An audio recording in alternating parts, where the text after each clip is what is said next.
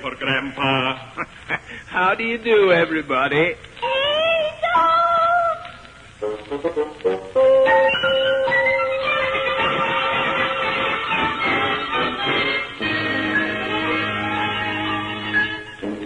You can't take it with you.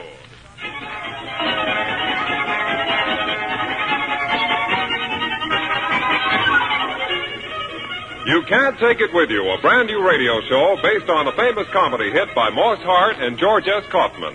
Brought to you each week in behalf of its distributors and dealers throughout America and in foreign countries by the Emerson Radio and Phonograph Corporation, world's largest manufacturer of small radios.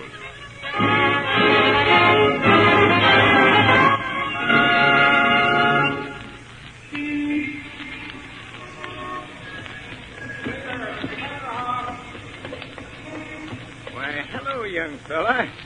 Hey, what are you doing on our block? Well, telling people about Emerson Radio. Well, that's nice. Say, would you care for a glass of iced tea? I sure would. Well, then come on into the house with me. You know, I've just been down to the public library.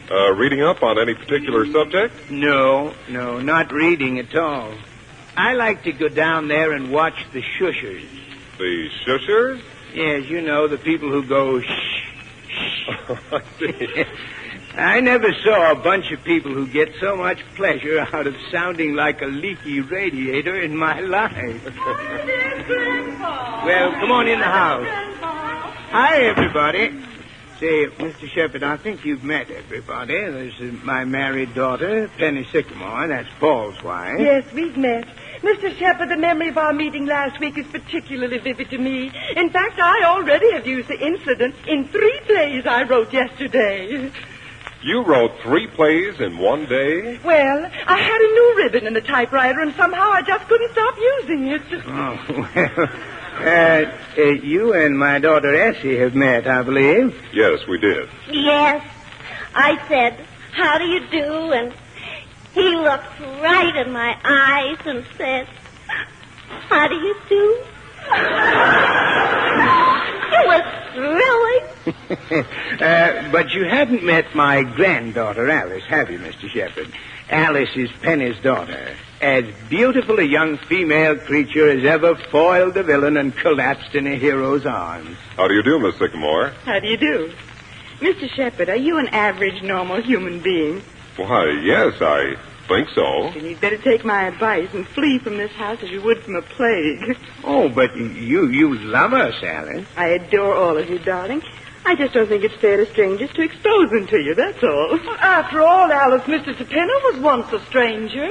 Oh, Mr. DePinner and Penny's husband, Paul, have a little business printing birthday cards. Yes, I know. Yes, that is, Mr. DePinner, came here to deliver ice 7 years ago, and he just sort of stayed on ever since.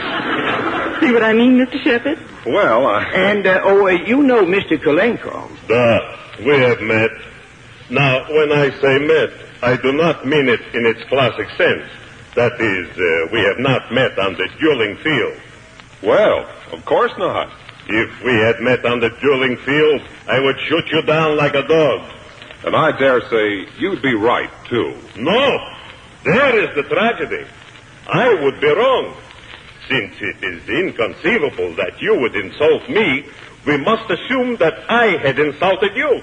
Well, that sounds reasonable, Mr. Kolenko, for you anyway. So wrong. Not only have I insulted him, but I have killed him without a qualm. It is a great tragedy. Oh, hello, Paul. You know Mr. Shepard. Yes. Grandpa, I'm worried. Why, what's the matter? It's Mr. DePinner. He's got double pneumonia. I know it. I had the most awful feeling when I woke up this morning, and I said to myself, before this day is up, somebody in our family is going to get double pneumonia. Oh, Mr. DePinner couldn't even get single pneumonia. He's got an awfully healthy pair of lungs. Why, how can you tell, Essie? Oh, I'm very good at guessing the health of a person's lungs. Grandpa, I'm afraid Mr. DePinner is going to leave us. Going to leave us? Why? Well, what's happened? It's the call of the ice business. You You mean Mr. DePinna's going to be an Iceman again? I'm afraid so. Oh, what's happened? Well, this morning I was in the workroom setting up a new birthday card on the press. Mr. DePinna was in the kitchen when this new Iceman came up the back.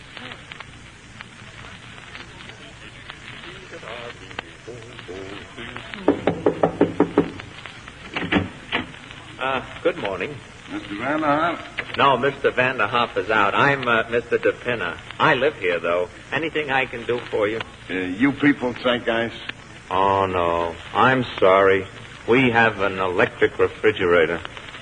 Say, you must be new. Yes, I've just started work in this neighborhood. I thought so. I know all the regular Icemen. You see, I used to be in the profession myself. Really? Oh, yes, it's a really exciting life being an Iceman. Ice! Say, that's the professional touch, all right. Well, I have been. I dare say you younger fellas have some new wrinkles. Look, I got an idea. How would you like to ride around on the truck with me today? Gosh, would I? Swell. You know, you can be a big help to me in a new neighborhood like this. Tell me which of the families are rich and so on. Well, people don't need an awful lot of money to buy ice. Meet you out front. Right.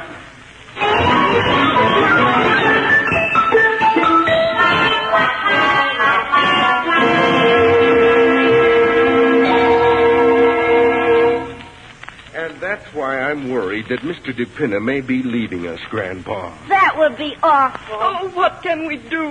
Well, I don't think we should panic right now. I'll admit things look serious, but my advice is let's see what tomorrow brings, huh? Mother, did you see this item? Now, Alice, how can you sit there calmly reading the paper when the family is facing a crisis? Oh, I'm sorry, Mother, but it's very interesting. There seems to be a new crime wave breaking out. That's it. That's what we ought to try to do. What, a crime wave? A wonderful idea. I shall be vice president in charge of our crime wave. Oh, no, silly. Not a crime wave. Interesting. That's the word I mean. If we make life more interesting for Mr. DePinna, he won't want to leave us. Well, we can try, but I'm afraid that somehow Mr. DePinna is just in the act. Hello there, Mr. DePinna. Oh, hello, everybody.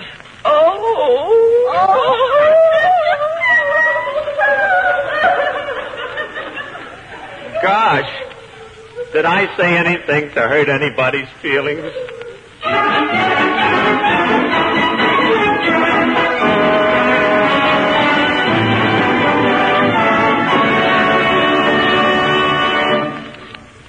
Well, Mr. Vanderhoff, here I am again. So you are, Mr. Shepard, so you are. I've got a message, Mr. Vanderhoff. Well, fine, young man. You speak right up. I'd like to listen. About 12 years ago, the name Emerson Radio hit the headlines. The big story, Emerson Radio had achieved something that was hitherto considered impossible. Emerson Radio had produced, in a cabinet not much bigger than a cigar box, a remarkable small radio of topmost quality.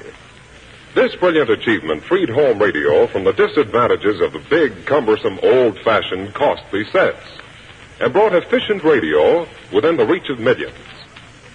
People show their appreciation by making Emerson Radio the world's largest manufacturer of small sets. This was a tribute to engineering skill. It was the beginning of a leadership which Emerson Radio has strengthened immeasurably by scientific research and practical wartime experience in radio, radar, and electronic equipment. And when civilian manufacture gets underway, the American public again will be enthralled by new Emerson Radio styles, designs, and values that will continue to make radio history. Handsome new table models, portable and pocket receivers, FM, and a revolutionary new type of television that will create a theater in every home. Later, you will hear how you may be among the first to own one of these miracle sets of the future. Great engineering ideas in small packages. Compact, efficient, fine.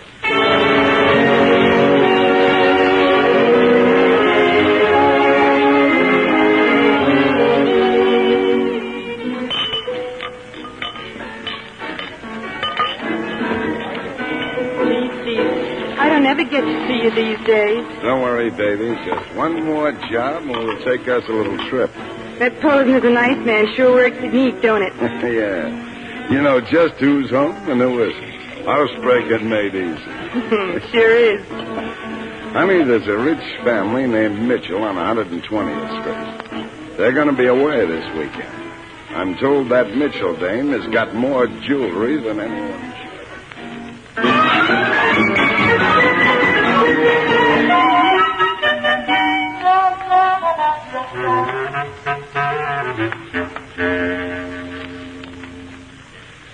I asked you to step into the kitchen because I wanted to go into an executive conference. You and me. About Mr. DePinna? Yes. All night long I thought of our problem. So did I. And I reached a decision. What's that? It is a problem. Yes, it is. Uh-huh. There is the Iceman. He, above anybody, can tell us how Icemen think. Better not let him know we're worried about Mr. DePinna's leaving us, though. Right. Any ice today? No. Oh. There's always somebody home here, isn't there? Mr. Iceman. My name's Steve Crane. Konenko. I'm Essie, the Vanderhoff girl. How do you do? Hello. Mr. Crane. We are trying to make life more exciting for a friend of ours. And because you are in a line of business like he was, we thought you might be able to help us. Oh, not the exact same line of business, of course. It's just that his business was like the ice business.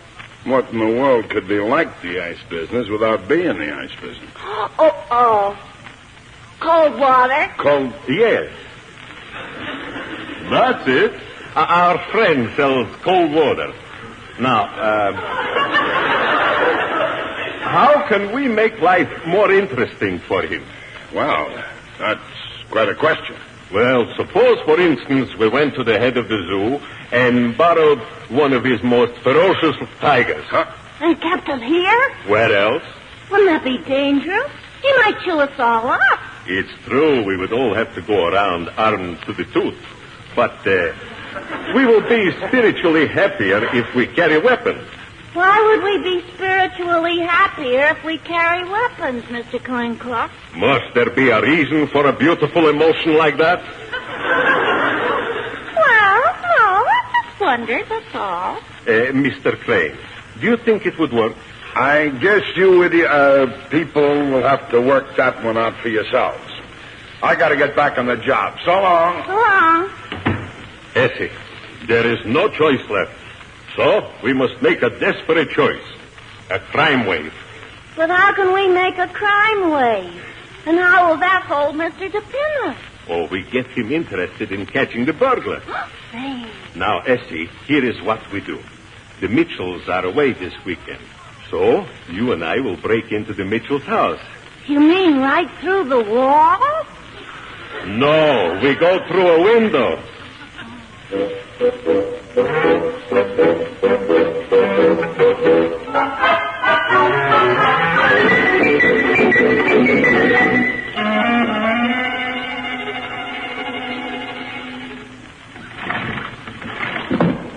me a boost, Mr. Coincloth. Essie, in my country, the woman boosts the man up.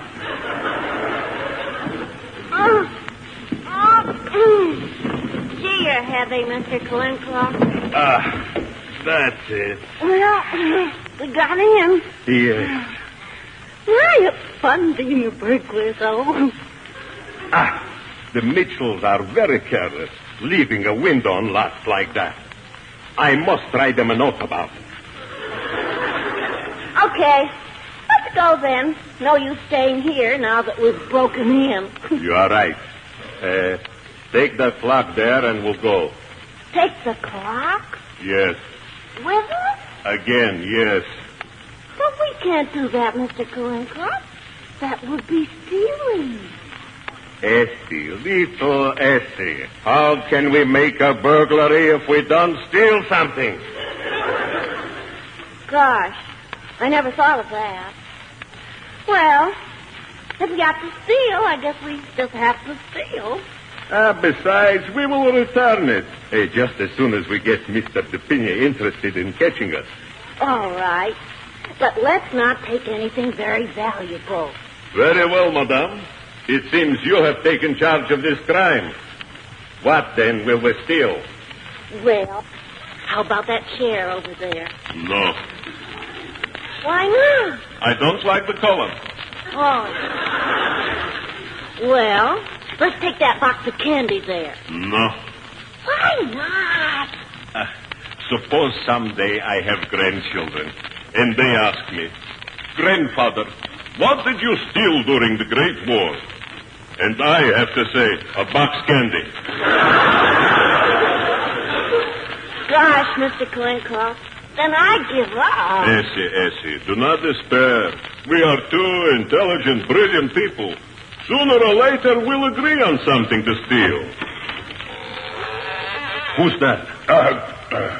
Why, Mr. Crane, hello. Hello. What are you two doing here? We're working on our burglary. You working on your what? Oh, we are making a burglary. Oh, sorry. Well, don't let me disturb you. I'm just going upstairs to take a little nap. We'll try and be quiet so we won't wake you. Thanks. You know, Mr. Klinkoff, that's kind of funny. Is. What's Mr. Crane doing taking a nap upstairs in the Mitchell's house? Well, for that matter, what are we doing sitting downstairs in the Mitchell's living room? Yes, I guess that's fair enough. Now, Essie, we must make up. Oh, good evening, Officer Grogan. Well, Oh, good evening, Miss Vanderhoff, Mr. Kolenkopf. I didn't know it was you two folks in here. I noticed... Officer Grogan, you should be an expert on burglary. Well, Yes, I know a little about it. You see, we want to steal something here, but we can't decide what to take. What? What she likes, I don't like. And what I like, she don't like. You're kidding. No, we're serious. We're trying to decide what to steal. Now, Miss Vanderhoff, I know you two people are all right. We think you're sweet, too. Thanks. But, look here. You can get into trouble doing this. Oh, Officer Grogan, you talk so solemnly. You're giving me goosebumples. Goose? Bumples. Oh. Well, Miss Vanderhoff, you and Mr. Kolenkopf better run along home and give up this stealing idea. Do you think we should, Mr. Klinkoff? Nah. Who can argue with the Cossack?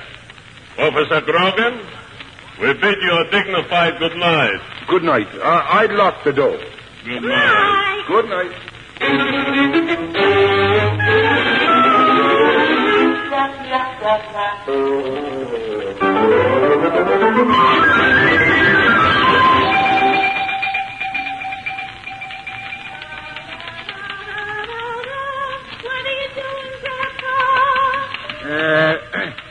Measuring the snake. Say, what have you been feeding him lately, Penny? Feeding who, Grandpa?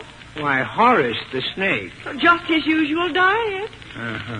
Must have made up his own mind to grow then. He's almost 30 inches. Do, re, mi, fa, sol, la. I gave him cod liver oil. He do.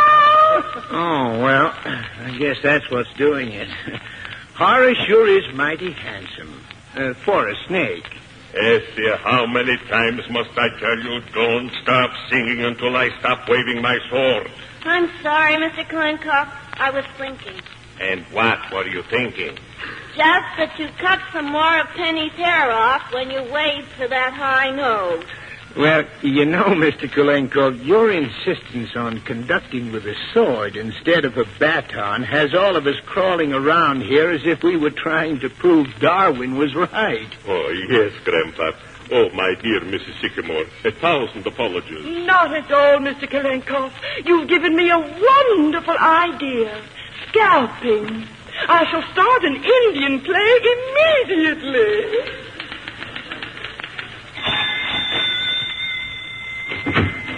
Why, come in, Officer Grogan. Yes, ma'am. How do you do? Well, Officer Grogan, you're very sad and solemn this fine evening. I am Mr. Vanderhoff, I am. Mr. Kollenkoff. Miss Vanderhoff, how could you do? Do what, Officer Grogan? Look, Miss Vanderhoff, there are only 3 of us in that house. You, Mr. Kollenkoff, and me. And I know that I didn't steal Mrs. Mitchell's jewels. Mrs. Mitchell's jewels? Well, stolen? Essie, what's the matter? You don't look well. Oh, Essie's fainted. Nonsense, Mrs. Sycamore. She just fell down. Why would a healthy grown woman faint just... Oh, doesn't Mr. Kalenkoff look brave lying there with his sword? Alice, get some water, will you, dear? Yes, Grandpa. Now, Officer Grogan, I wouldn't jump to any conclusions if I were you. If you had told me that Mr. Kolenkov had stolen the crown jewels, I'd say, well, very likely. But a mere Mrs. Mitchell's jewels, why, no, I doubt it. Mr. Vanderhoff, it hurts me to do it, but I got to arrest them. Arrest them? Yes, ma'am. You mean you're going to take them to the police station and hold them in durance vile? That's about the size of it, ma'am. Oh. Take a sip of this, Aunt Essie. Thank you. You know, Essie, Mr. Kalenkoff, isn't it thrilling? Officer Grogan is going to arrest you. Oh, dear. They do keep fainting.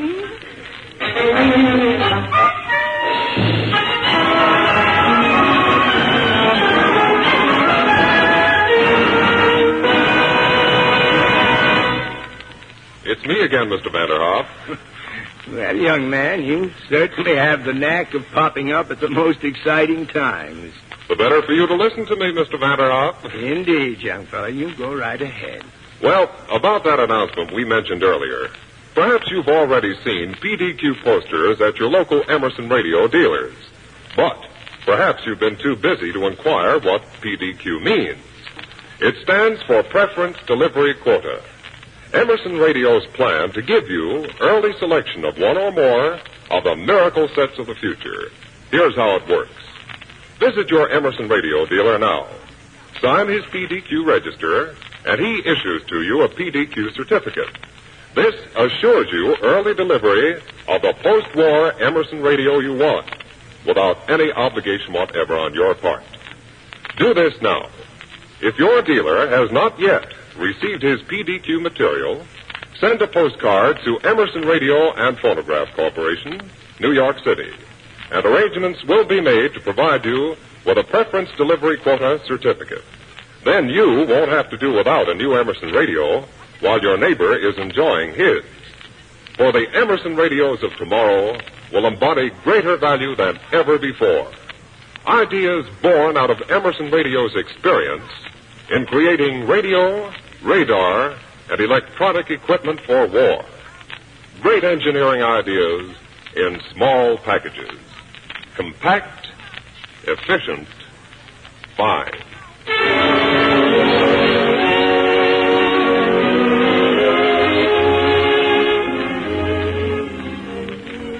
Now look, Miss Vanderhoff, that don't make sense. The Iceman was upstairs in the Mitchell house taking a nap. He was. You don't really expect me to believe that. No. And for why? Because it is the truth. Well, matter of fact, it probably is, Officer Grogan, but I can see you've made up your mind. Alice, fetch me my coat. Yes, Grandpa. Oh, get me the one I always wear for going to court. Oh, I ain't arresting you, Mr. Vanderhoff. No, but you are arresting them, and I'm going with them. No, that's not right, Alice. You brought me my plaintiff's coat. I want the one for when we're defendants. I'm sorry, Grandpa. Well, as soon as you're ready, Mr. Vanderhoff. Be with you in a minute. Why, hello, everybody. Hello, Mr. DePinna, and farewell. Well, what's happening? Essie and Mr. Kalenkoff are being arrested. What for? For stealing Mrs. Mitchell's jewels. Oh, you mean these? Now, my goodness. Where did you get them? Well, the captain asked me to take them back to Mrs. Mitchell for him. The captain? Well, down at the police station. Well, what were you doing there? Well, you see, I told the traffic officer at 87th Street to arrest Mr. Crane. Crane has been arrested, too? Is there no freedom in this country? Oh, yes. You see, I was hiding in the back of his ice truck when he came out of Mrs. Mitchell's house. And then? And then when he changed the jewels from one pocket to another, I knew it was all right to ask the traffic policeman to arrest him. Oh, well, if you don't need me anymore, I guess I'll say good night. Good night. Good night, Officer Grogan. In a minute, Penny. Say, tell me, Mr. DePinner, what made you suspect this Crane fella?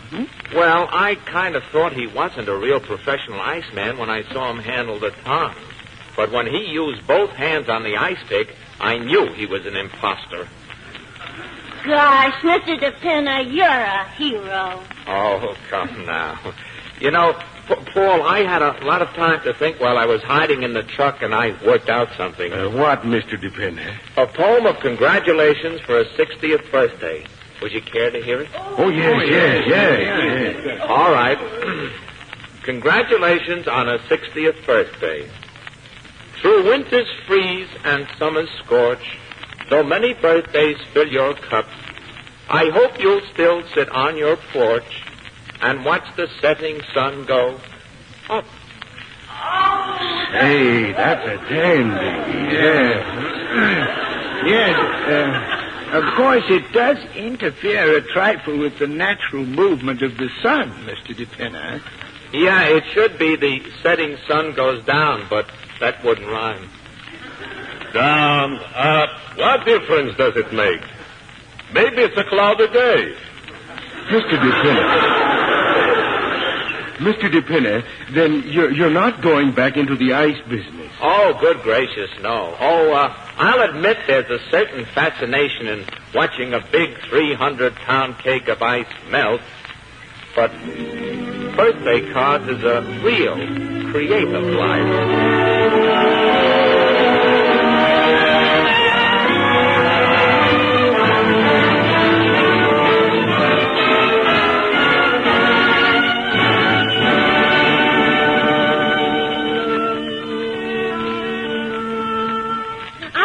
Mr. DePinner's hungry after all that detective work. I must admit that meatloaf looks very good to me. Grandpa, say grace so Mr. DePinner can start. All right. Now, quiet, everybody. Quiet, please. Well, sir, here we are again. Once more, we want to humbly give thanks to you for everything, sir.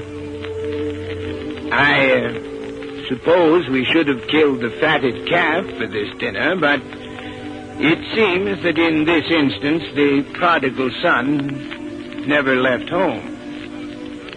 There are a couple of members of our family group to whom we might say avoid the appearance of evil, sir. But as you know, it isn't our custom to keep harking back over errors. We have our health, for which we thank you, sir. And since never a leaf drops, nor a sparrow falls without your knowing it, all we can say, humbly and reverently, is thank you for everything, sir.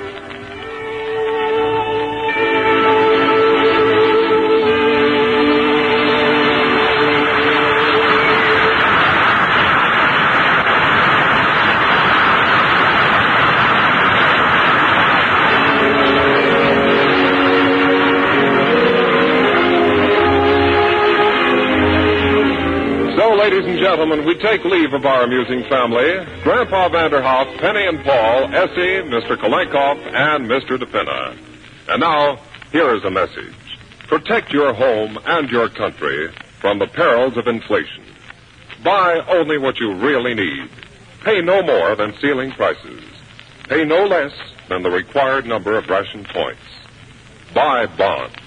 Keep prices down. 6 million Americans are fighting overseas. Here at home, let's all remember that until complete victory everywhere, winning the war still comes first with every last one of us.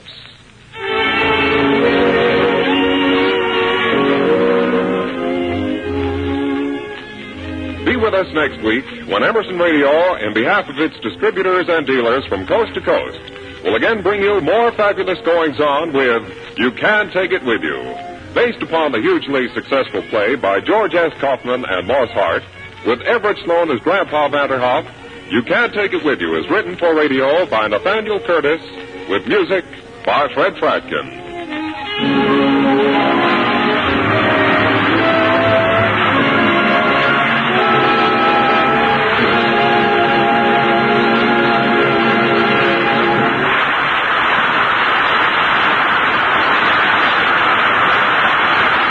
Bob Shepard speaking. This is Mutual.